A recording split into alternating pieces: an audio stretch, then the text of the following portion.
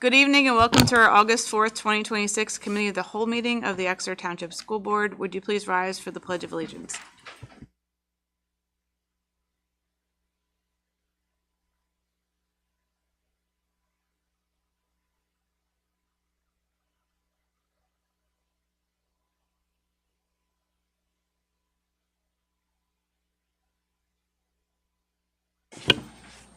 Mr. Fike, would you take roll call, please?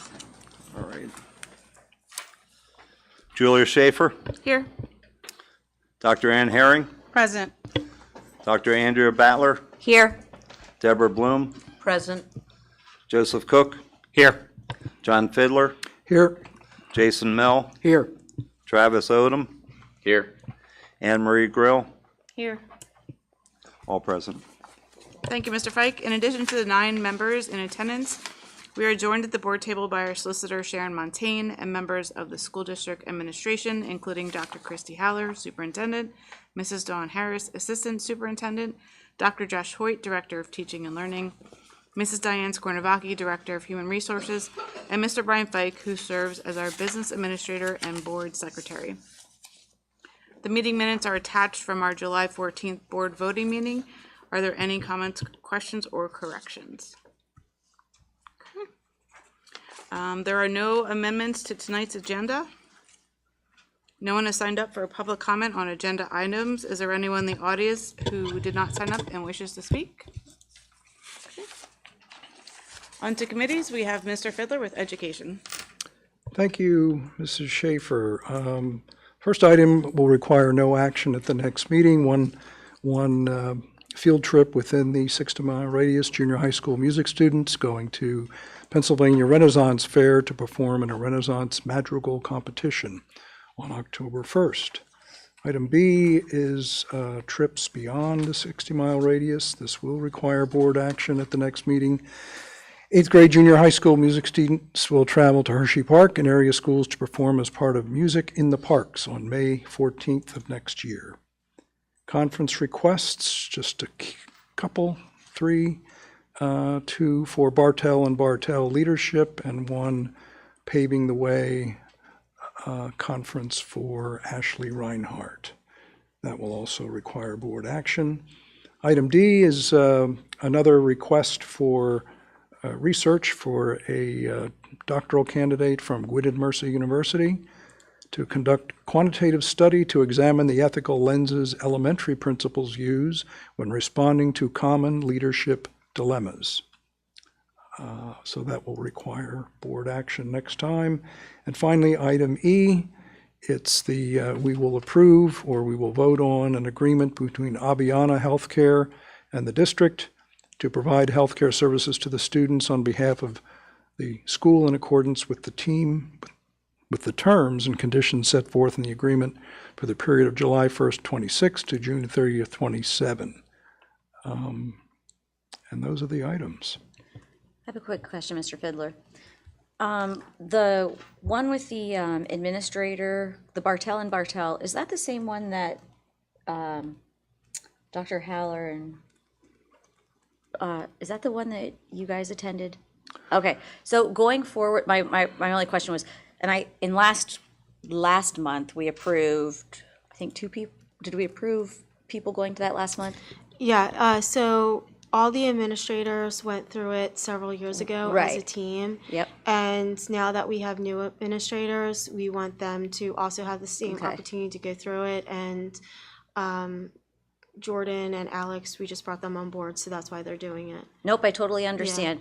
I guess my question, or the only thing I had discussion-wise was, is that going to be then, so if that's going to be a thing going forward, are we going to then have perhaps doing it in-house, since so many people have gone through it and so many people understand it then, and it might transfer over to that versus the $800 per person? Yeah, Just that's a question. very specific program where you have to have very specific training for, and none of us are trained to be trainers in Bartell. So this Okay. isn't, none of us work for that organization as consultants, so we couldn't do it. So but going forward, then every administrator will be trained in Bartell. Yes. Okay, thank you, guys. Just a question about the Aviana. I guess that would be you, Mrs. Harris. Is that a renewal? I mean, we had this before, it seems to me. Thank you for asking. Yep, it is an ongoing contract. It's Right. a new copy of it, but ongoing contract with Aviana. It is one of the agencies we use for our substitute nursing and our one-on-one nursing needs. Got it. And there are no changes to the rates for this year. Right. Oh, that's good news. Yeah. Good. Thank you. You're So, Mrs. Schaefer, we will have on the agenda in 2 weeks items B, C, D, and E. Thank you, Mr. Fiddler. Any other discussion regarding Education Committee? And that's it for my report. Okay, thank you. Finance and Audit, Mrs. Bloom. The only item I have is a tax assessment appeal settlement. It is recommended that the Board of Directors approve the settlement valuation of $214,800 AV effective July 1st, 2026 for the property identified by parcel number 10 Linry Avenue, Reading, Pennsylvania. Are we able to, I don't even know about this, so, like, I mean, I don't know anything about these types of things. Are we even allowed to vote no?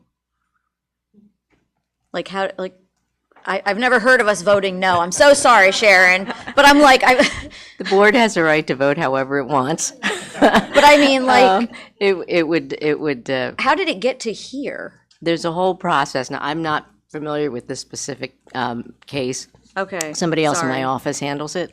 But typically, there's a negotiation, and you're sometimes getting reports. Both sides get reports, and then they sort of negotiate out what works best for everybody. Okay. So this has been negotiated. Okay, thanks. That's kind, I was like, I don't remember getting one of these yet. Do we have an Right, I asse- know. Yeah. Do we have the prior assessment versus what it is? I think it's only about a $30,000 decrease in assessment itself.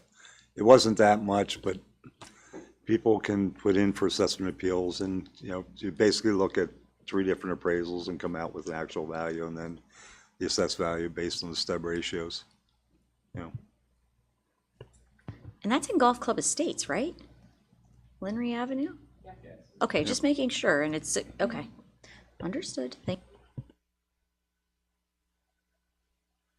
Any other questions or discussion? Mrs. Schaefer, I have an unrelated finance question. Can I ask that now, or should I wait? You can ask that now. Okay. I just had a question about the per capita tax. I don't want to beat a dead horse on this, but I noticed that once again, this year, my son was not sent that tax bill.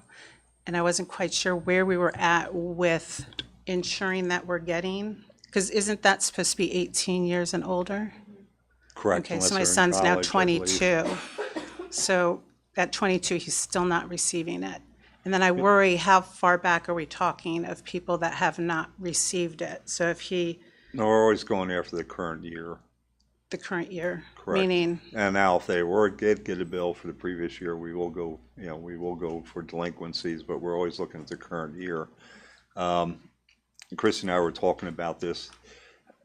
I figured out a way, I already compared the EIT records with our records, and we actually have more people on our records than the EIT. But one of the board members had mentioned to me, they call it the walking list, which is actually the voter registration, and that has a lot more people on their rolls than we have on our per capita rolls. I'm trying to get that pulled into some spreadsheet, maybe get an intern or someone to compare what we have to theirs. Question would be, how far can I go, or how far is the tax collector's responsibility for the solicitor? Well, I thought that the tax collector is one that typically, They're paid to collect it. okay, but issuing it, we do that? We issue the bills based off the county records and what's there. Okay. Now, I think the ordinance, move-ins, realtors are supposed to supply Notify. information to the tax collector to input. But I'm not sure if that's really enforced. Wouldn't it behoove the tax collector to have more people? The more bills they collect, the more money they make. So why would we have an intern do it and just not let them do it? Because they don't do it. No, that's fair. That's fair. But if they get paid to do it, I mean, it's Yeah. I don't know if it's their requirement, if it's a requirement because they're a public, I don't know how that works. They get paid to collect the bill. Right, Not, not- they're not actually- figured out. seek They people are who actually, aren't getting the bill. I should say this, they are actually elected to be a real estate tax collector, correct? Oh, yes. The 511 taxes are added on to the bill for them, to collect, but that's not an elected requirement. They And still earn money for that. No, understood, yeah. And ironically, Dr. Hearing, after hearing you say that, my nephew, when he moved in with me after he graduated high school and started a job in Reading, he didn't even have my address as his main address. He got that $10 per capita tax bill, and so I don't even know how they got him in the system, but I was like, yeah, you pay that. Oh, did you tell him? Because it was random, I won't lie. I was like, I don't know how they got you on the roll, but hey, you're there, so pay for it. My son who graduated Deacon still has not gotten one Yeah, either. so It's I don't been know if it's 4 because years. if you grew up here and they think that Yeah. you moved, or because was it change in address type of, I don't know. I do want to clarify something because I don't want bad emails coming to me. I'm not asking for you to go back to these people No. and back bill them. That wasn't my point. My point was, I'm just curious how big of a group we're talking of people that aren't receiving it. So if my son graduated in 2022, right? Are we talking people that graduated in 2018 aren't receiving it? People that graduated in do you know what I mean? I'm just curious how big of a pool we're missing out Right on. now, and from what I saw on the last walking list, we're about 3,600 people lower on our per capita than on the voting list. Right. And I'm assuming that everyone on the voting list lives at that property because you cannot vote unless you live at that property. And we get $8 for every $10 bill, correct? So there's Correct. 20% of it goes to the tax collector. So if you're saying 3,600 times 8, we're talking $28,800 potentially that we're missing out on. Yeah, that's a little chunk. I like that. Yeah. Yeah, no, If we can do something, that would be great. Thank you. And I'll talk to Sharon to see how far we can go since we do the billing and since that's Right. the real estate, the tax collectors are elected to collect the real estate taxes. The 511s, that's really up to us, but we've always included, at least here, they've always included the 511 taxes under the tax collector, so the bills go out at the same time. forgive me, but do you go by like the census? Well, what Or- I was saying, I looked at the Sorry. EIT reports, everyone that Right. earns money Yes. in Exeter, and compared that to our So they could our earn something reports, and we it's- actually have more than they have. Right. But when someone told me about the walking report or the Right. voter report, I looked at that, or about 3,600 names more More. on that than we have on our rolls. Because they're potentially working outside of Exeter, Right, but right? to be a voter in your Right, you have to live township, here. you have to live there. Right, you have to And have this as your that's personal a address. requirement. It doesn't- Right, They right. don't have to be working. They Right, have to live understood, here. understood. Yeah. Okay, yeah, I don't know how you would, does anybody else know how you could figure that out? Well, I will say, like, a long time ago, Uh-huh. 20 plus years ago, when Mr. Diamond was our tax collector, Yes? it was your responsibility as a resident to go to him and let him know that you are now 18 years of age and should be getting your bill. So that- Technically, under the law, that is actually the requirement, Yep. but Oh, nobody. so it's Nobody kind of like- follows it apparently, but so it's kind of okay. like, obviously we do have that that database to track the students who do graduate and are still residents. But there's got to be a way to capture more people, and it is Yeah. an election year, so we could get a new walking list in November and work on that for the next year. Get someone to run a program to compare the two databases and find the Yeah. ones that aren't the same. Somebody know, with the initials of AI, Alfred, Intellego. Even that can be not exactly perfect because when students go off to college, they sometimes change their residency. Right. So you're losing them right after they graduate. Yeah. But they should also be changing on their voter registration, right?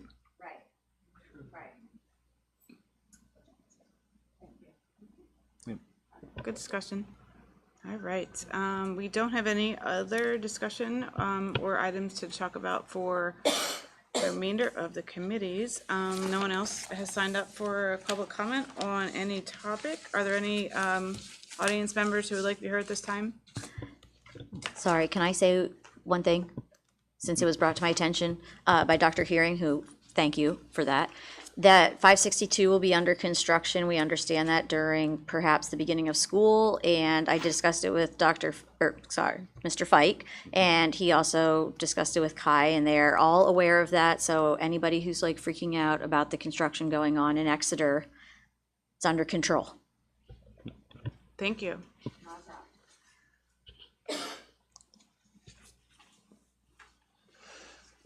So we'll be forwarding the following voting items to our August 16th meeting.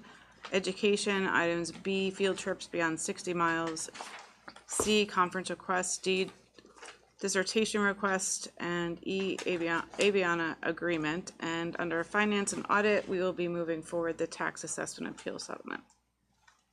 Are there any board members who would like to be heard this time? Okay, if there's no objection, we'll adjourn the committee of the whole meeting. Hearing none, meeting is adjourned. Okay, 6:16. Good evening and welcome to our August 4th, 2026 special voting meeting of the Exeter Township School Board. Would you please rise for the Pledge of Allegiance? I pledge allegiance to the flag of the United States of America and to the republic for which it stands, one nation, under God, indivisible, with liberty and justice for all. Mr. Fike, would you please take roll call again? Julia Schaefer, Here. Dr. Ann Herring, Still here? Dr. Andrea Battler, Here. Deborah Bloom, Still here. Joseph Cook, Here. John Fiddler, Here. Jason Mill, Here. Travis Odom, I'm here. Anne Marie Grill, Here. all still present. Thank you, Mr. Fike. In addition to the 9 board members in attendance this evening, we are joined at the board table by our solicitor, Sharon Montaigne, and members of the school district administration, including Dr. Christy Haller, superintendent, Mrs. Dawn Harris, assistant superintendent, Dr. Josh Hoyt, director of teaching and learning, Mrs. Diane Skornovaki, director of human resources, and Mr. Fike, who serves as our business administrator and board secretary. There are no amendments to tonight's agenda. No one has signed up for public comment. There's no one in the audience who likes to speak at this time. And we will move on to Education Committee with Mr. Fiddler. Thank you, Mrs. Schaefer. We have one item on the agenda tonight. It's recommended that the Board of School Directors approve the senior high school student handbook and the athletic handbook. Oh, second. There's a motion and a second. Any discussion or questions? Okay, all in favor of approving the senior high school student handbook and the athletic handbook, say aye. Aye. Opposed? Motion carries. And no further business from the Education Committee. Thank you, Mr. Fiddler. We'll move on to Personnel Committee with Dr. Herring. Thank you. It is recommended that the Board of School Directors approve or ratify the following resignations, terminations, appointments, transfers, change of status, and leave of absence. Second. Okay, there's a motion and a second. Any discussion? All in favor of approving A, resignations, B, terminations, C, appointments, D, transfers, E, change of status, and F, leaves of absence, say aye. Aye. Opposed? Motion carries. It is recommended that the Board of School Directors approve the attached 2 updated job descriptions for the K through 12 Student Support Coordinator and the School Psychologist/Social Skills Instructor. Second. Okay, we have a motion and a second. Any discussion? I just have one quick question on the K through 12 student support there, and I think I know the answer to this, but I just wanted to confirm. So there were some duties that no longer appear on that job description that were on the previous one, but those are things like internship coordination, collecting attendance and discipline data, monitoring standardized assessment data, law enforcement coordination. I mean, is it accurate to say that those duties really go to a different administrator? They do. So for like law enforcement, that goes to Eric Seidel. yeah. For assessment coordination, that falls to members of Josh's office because it's AP, it's DRC, it's those testing items. The truancy piece, that falls to our social worker, Ashley Reinhardt. So when that job description was initially built, we didn't have, we hadn't had Eric Seidel, and there was different positions named different things that fulfilled different roles. Okay, thank you. Any other discussion? I have a question about item H. How many school psychologists do we have on the staff? We have 5 currently, and then we have the contract that we always do every year with the CCIU. Right. Okay. This is not an additional position to the district. This is actually, if you recall, seeing Emily Dries on the resignation list earlier this summer. This is her position that she vacated. We previously had it filled by her as a social worker to provide services for students who have IEPs who require social skills instruction and self-regulation instruction. With Emily leaving, although we're very sad to see her go, and if she's listening, you're welcome back anytime. We took the opportunity to look at the position, like we always do, to see whether or not it's still filling our current needs or if there's something else that we could do creatively to meet some other needs in the district. And so Dr. Haller allowed me to change the job posting in the description a little bit to advertise for a school psychologist to fill that position in the hopes that that person could do what Emily was doing, but then also help us with some of that overflow report writing that we send out to the CCIU. Okay. The trick is, Mr. Fiddler, it is extremely difficult to find a school psychologist. They are rarer than rare right now and have been for quite a few years. There's even some special initiatives that have been undertaken by PDE to recruit folks to go into that field, to look at people who are getting that certification in other states and make it easier for them to get certified here in Pennsylvania. So I'm advertising it that way right now and changing the job description in the hopes that I can capture a candidate who can do that. If I can't and I'm unsuccessful, then we'll revert it back to that social worker position, because obviously it's a service that's required for the students in their IEPs. So wish me luck. Good luck. And can these folks do the same thing that a psychologist does in the community, sees clients, any kind of psychological problem? The school psychologist's primary role is not seeing clients. Their primary role is doing evaluation reports and report writing. So doing those evaluations to determine whether or not a child has a disability and whether or not they're in need of specially designed instruction, or whether or not they're gifted and require gifted programming and instruction. But then they are also qualified to be able to provide instruction in certain areas like social skills instruction and self-regulation instruction. So they don't really do a ton of one-on-one individual therapy or counseling like you might associate with a traditional psychologist out in the community. Right. And what about education? Do they PhDs in psychology typically, or something else? No, no. There are. I have worked with school psychologists who have their doctorate, but it's not required. Okay, thank you. Yepper. I see that they're, sorry. I see that they're going to be the administrators of the cyber program on here, on the, what we're looking for, I guess. On the school psychologist one? Oh, I'm sorry, on the support one. I'm going back to the support one. Forgive me. Yeah, that's Mrs. Leonard's job description. So sorry. Okay, That's okay. So that's what I was wondering. I didn't realize that she did that.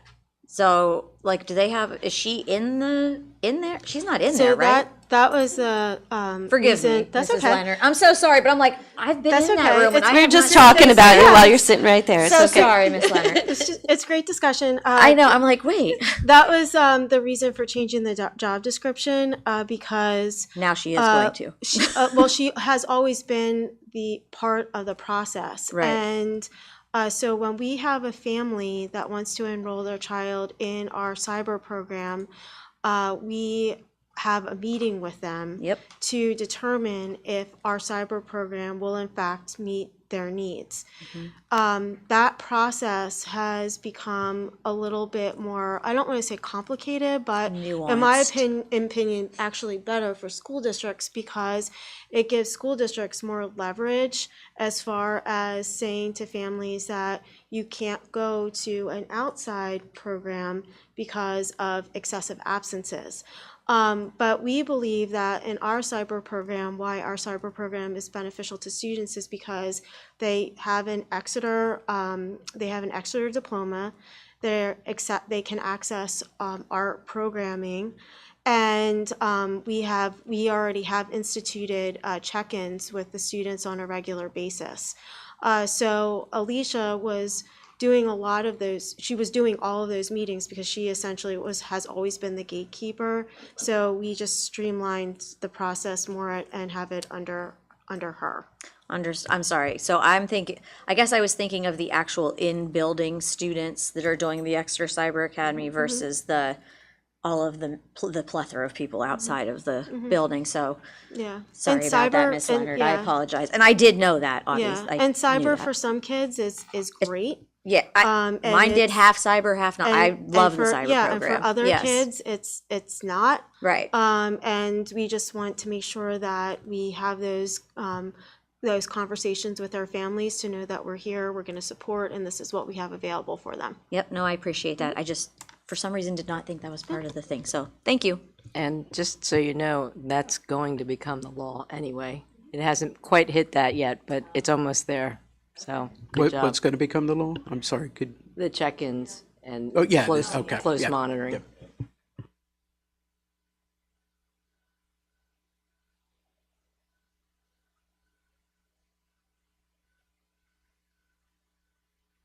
Question?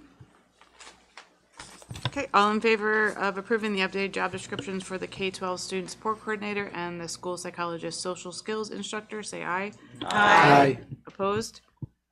Motion carries. No one has signed up for public comment. Is there anyone in the audience who wishes to speak? Okay. Are there any board members who would like to be heard at this time? I would like to just congratulate ECF on another great golf outing. This was the 18th one that they have put on. I mean, Ange, Megan, and Christy did another amazing job, so thank you to them. I believe they raised over $30,000, which is, I think, maybe the highest they've raised so far, but this is the biggest fundraiser that ECF has that supports our student community. So we're very grateful for everything ECF does for our student community and our schools, so thank you very much. The board will meet in executive session following this meeting to discuss personnel matter. Our next board meeting is the voting meeting, which will be on August 16th, 2026 at 7 p.m. If there's no objections, we'll adjourn the meeting. Hearing none, meeting is adjourned.